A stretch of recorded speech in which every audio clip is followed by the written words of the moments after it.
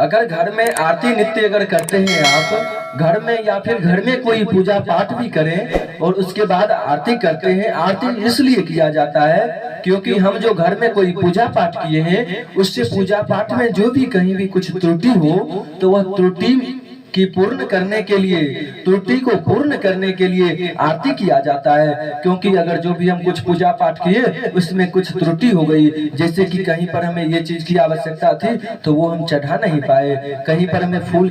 की आवश्यकता है, अक्षत की आवश्यकता है और वह सामान मेरे पास उपलब्ध नहीं है,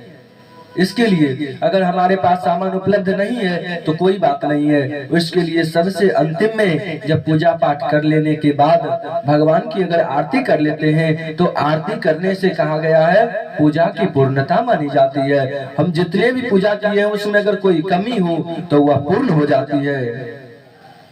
इसलिए ध्यान रखना चाहिए कि जब भी अगर हम पूजा पाठ करें तो उसके बाद आरती जरूर जलाएं और आरती में हो सके तो कपूर जलाएं, क्योंकि आरती में कपूर जलाने से भी कहा गया है अगर कपूर जलाते हैं आरती में तो अश्वमेध यज्ञ की फल की प्राप्ति होता है।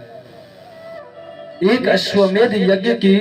फल की प्राप्ति होता है कब? जब अगर हम कपूर आरती में जलाते हैं उससे। इसलिए जब भी अगर हम आरती करें घर में तो यह ध्यान रखें कि हम आरती में साथ ही साथ घी की बत्ती जो बनाते हैं दीपक में उसके साथ साथ कर्पूर डाल करके भी आरती करें। इससे कर्पूर डालने से जितने भी घर में नकारात्मक ऊर्जा है, कुछ जो जैसे कि जहाँ पर रात में आप शयन करते हैं वहां पर कुछ अगर बुरे स्वप्न भी आते हैं तो अगर कपूर जला देंगे तो वहां का वातावरण शुद्ध हो जाएगा, फिर आपको बुरे स्वप्न नहीं देखने पड़ेंगे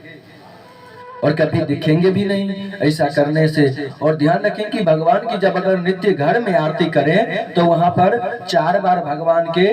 चरणों में और 2 बार भगवान के नाभि तक और 1 बार मुख तक और 7 बार पूरे शरीर में, ऊपर से लेके नीचे और नीचे से लेके ऊपर तक 7 बार आरती उतारना चाहिए।